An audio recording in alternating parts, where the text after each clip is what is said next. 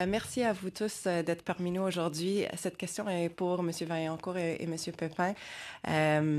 Toujours ravi d'accueillir des témoins québécois à notre comité.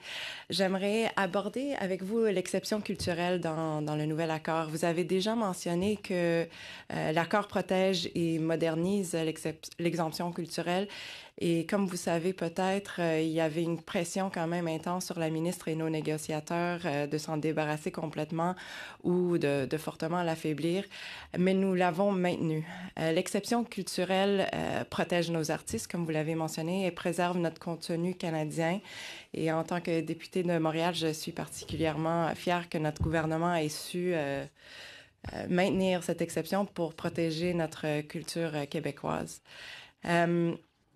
De plus, comme vous savez, le contenu numérique pourront désormais bénéficier de ces mêmes protections. J'aimerais faire suite à une suggestion que vous avez évoquée plus tôt dans votre témoignage. Avez-vous des idées d'actions concrètes que nous pouvons prendre afin d'utiliser l'exception culturelle au mieux, particulièrement pour promouvoir nos artistes québécois et notre contenu francophone? Oui, ben, premièrement, il y a beaucoup la question de la recommandation hein, sur les sites des grandes multinationales du divertissement. Les produits canadiens et québécois sont très peu visibles. Donc, il faut vraiment faire des pressions pour les rendre plus visibles. Ensuite, moi, je pense qu'il faut continuer à subventionner la culture. Ici, on est un petit marché. Donc, cette exemption culturelle nous permet d'avoir plus de subventions pour les artistes. Donc, ça, c'est quelque chose qui va pouvoir maintenir tout le dynamisme de la culture québécoise et canadienne, qui est quand même déjà assez exceptionnelle. Donc, on pourrait aller plus loin dans ce sens-là.